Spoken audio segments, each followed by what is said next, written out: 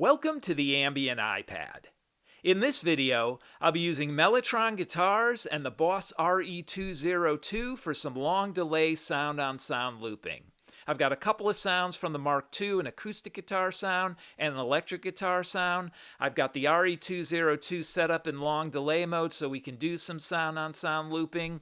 I've got the intensity or the repeats set as high as possible so that the volume and the sound quality degrade as slow as possible, but we don't go into self-oscillation. The guitars are a little different sounding on here than a lot of the instruments I typically use, so this will be more of an open, airy soundscape.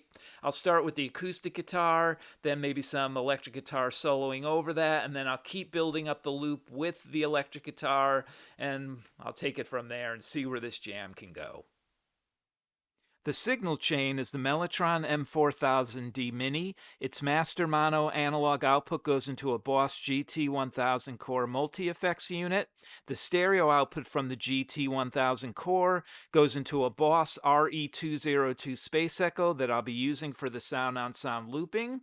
And the stereo output from the Boss Space Echo goes into a Universal Audio Volt 276 interface that communicates back and forth with the iPad Pro. I'm using GarageBand, but just like a tape deck to record, not really as a DAW, which is why I'm not really concerned that it's cut off in the picture. This is more of a hardware style jam.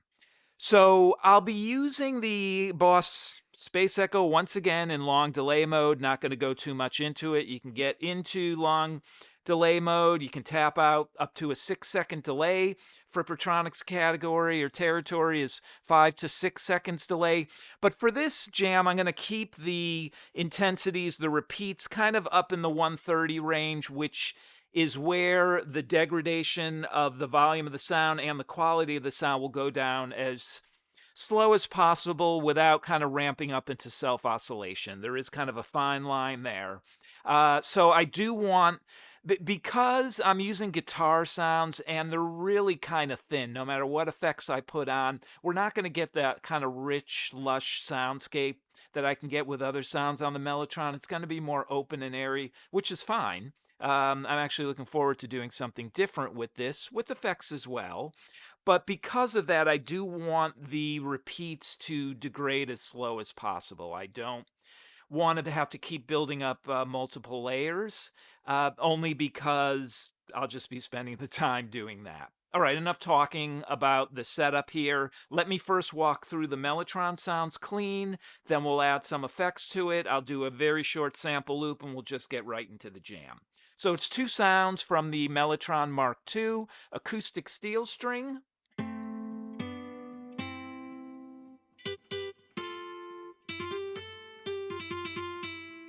and then rock guitar. Very 60s guitar. It's got a little tremolo vibrato there too. It's interesting, once you get down here to the lower D, it's more picked sounds and muted. Then you get up here. The other thing I'm going to do, because it does sound cool, is going down to low, which halves the speed of the sample. What does that sound like with the acoustic? Kind of like an acoustic bass. All right.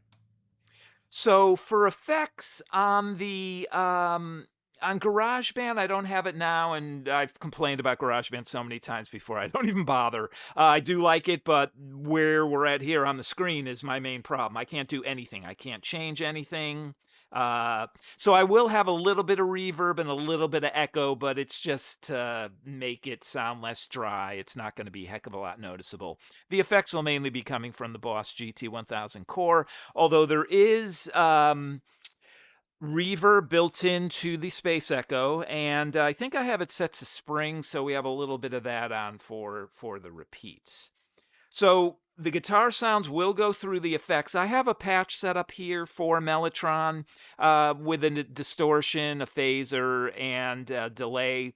But what I like to do is I go in and I can do more with that. So there's actually 4 other delays here, so I can have up to 5 delays. I also have a master chorus, so this enables me to quickly change modulation, change different lengths of timing for the delays, and just easily turn more effects on and off than the 3 I have access to here. So with the acoustic guitar, I will use the distortion overdrive only because I want to raise the volume and I want it to be noticeable. And I can demonstrate that easily here, because when I'm doing the loop, I will kind of fade it in, so you get something like this.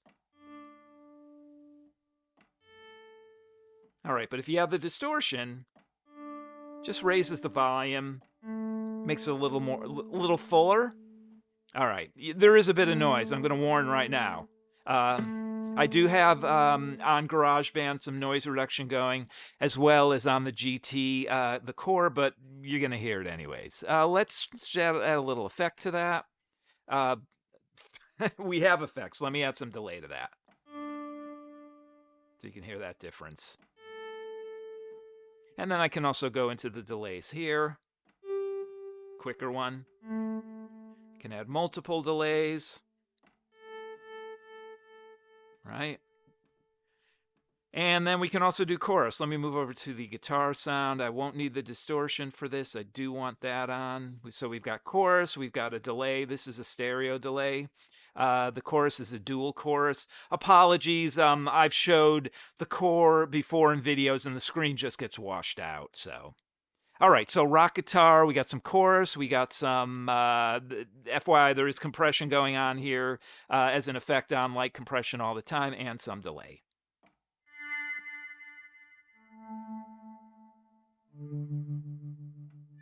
So a lot different. All right, that's a good kind of somewhat quick demonstration of the setup here. Let me just do a quick kind of real quick jam. Not a jam, just to demonstrate the loop and kind of the style that we're going to do here, and then I'll just get right into the jam. So what I'll do is I'll start with the acoustic guitar, and I'll do a little rock guitar soloing over it, but I'm going to do more than that. I'm also going to do some looping with the rock guitar and then some acoustic steel over that, but let's get this on. And again, I got distortion. I've got 1 delay on, and again, acoustic steel string guitar. Let's see.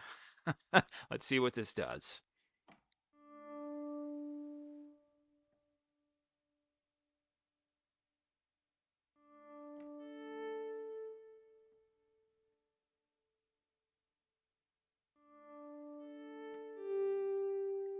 And then we can just add things in.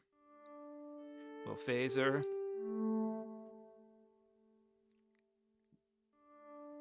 And chorus.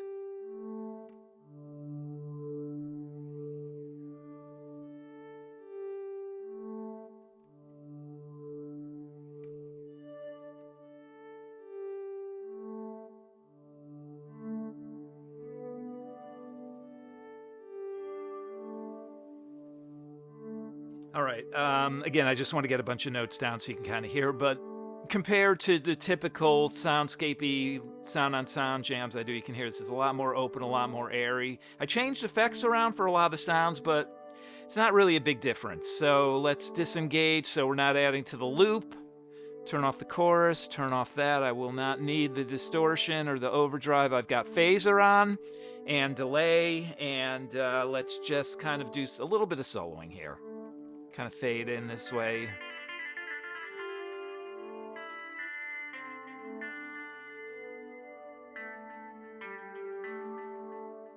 I have a volume pedal that I'm using and makes it easier to control, because in each successive pass, the loop does get a little less in volume. Of course, I can kind of move into self-oscillation and just keep raising the floor of the sound. So I've done that now. It'll take a bit, so we may not hear it because I just want to get into the jam.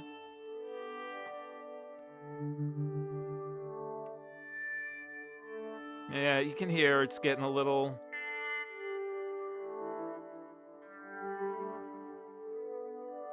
So you get the idea. You hear the sounds, kind of what I'm going to do for the setup. Let me reposition the camera a little, and I will do the jam.